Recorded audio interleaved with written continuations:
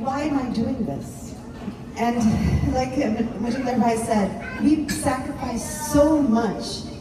When we are running for anything, my God, we sacrifice family time, we sacrifice income, but why do we do it? Because our heart is breaking. We see suffering in our community, in our state, in our country, across the world, and we say, we are the richest country in the world with the greatest economy. We can be the leaders and bring so much wonderful innovation and programs to help people. And yet, what we do is we keep re-electing leaders that fail us. So I'm coming from a place of pain. I'm coming from a place of, I see the people suffering here in the United States. I see people suffering in Palestine, in Iraq, Syria, potentially Venezuela, all the murder that's going on. And I was asking, who's going to step up, say no to big money, no to special interest groups, and actually just care for the people? So as a Muslim, as a human being, it is my duty to say no to murder. My mother always told me a hadith. Prophet Muhammad sallallahu alaihi wasallam always told us, if you see injustice, stop it. If you cannot stop it, speak out against it. And if you cannot speak out against it, at least in your heart, know that what is going on is wrong. My mother told me this over and over again as I was growing up. And what I see right now is so much suffering around the country. The fact that we don't have a health care program. The fact that our minimum wage is stuck at $7.25. The fact that child care crisis is affecting so many families. And there is no reason why Congress cannot fix these problems. And then we see the suffering across the country, across the world. So I waited for someone to say no to money, and someone who could be bold and courageous. And I waited, and I waited. I didn't see that person arising. So I told my family, we talked about this. It's a huge sacrifice. We are not it's a 7-day job. You're always on the phone, you're always on the road. But at the end of the day, as a human being, as a Muslim, it's my duty. It's my duty to help others. And so that is why I'm running. I've put my career on hold. We are, of course, down one income.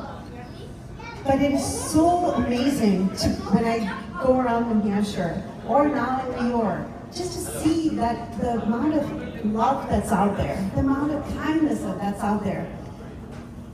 It is so gratifying.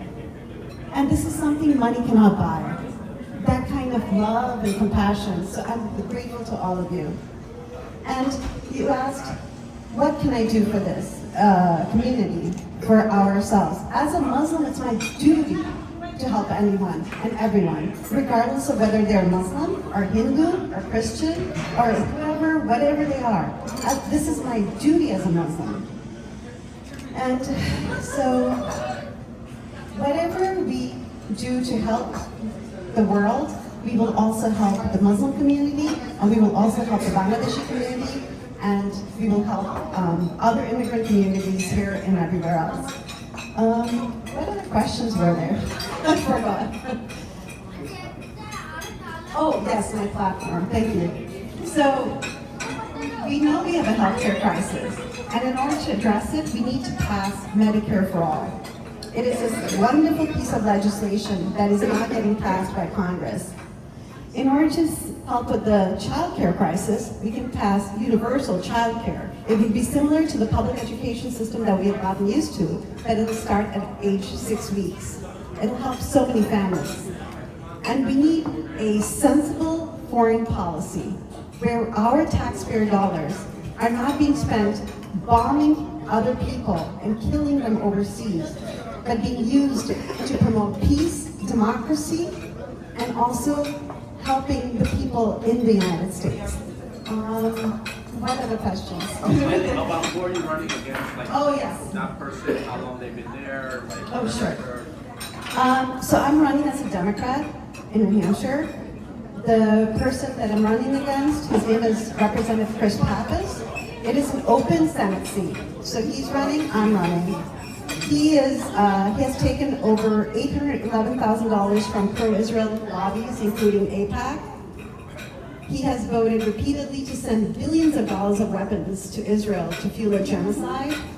He has also voted to defund UNRWA in the middle of a famine in Gaza.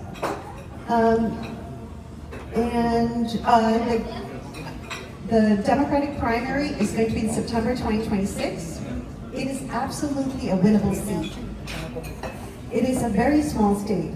Our win number is 80,000. That apartment building alone, that's how small our state is. I think, so 80,000 is our win number for the primary. And then 400,000 is the win number for the general. I know, you're like, what? That's such a low number. What else? How many people in the primary running?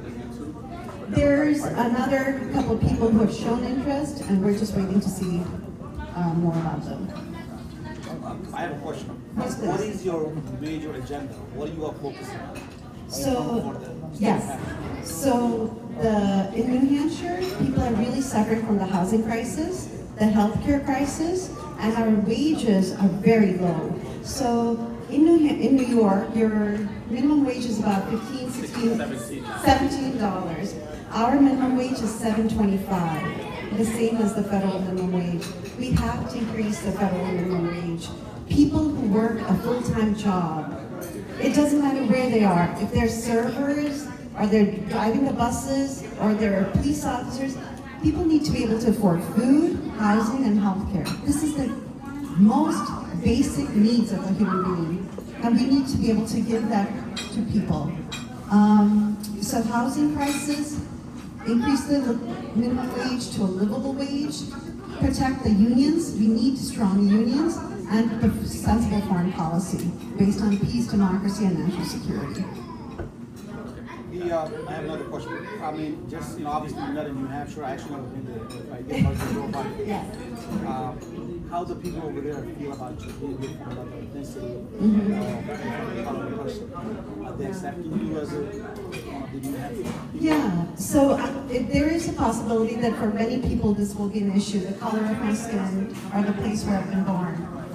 But for most of the people that I'm talking to, they're looking at my policies.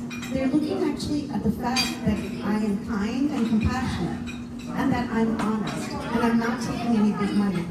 People don't want any more corrupt politician. So when they see that I'm actually coming from the people, and that I am suffering just as much as they are, and I'm saying, no matter what happens, we're not going to take any blood money, we're not going to take any corrupt money, we're going to just ask people, I mean, these are your hard-earned dollars. We will respect it, we will utilize it properly, we're not going to abuse it, but what happens is then I answer to the people, not the corporations, not for Israel, not Netanyahu. So far in New Hampshire, my color of my skin has not been an issue, etc. And Suraj, my friend, was also born outside the country, and he is an elected official in New Hampshire.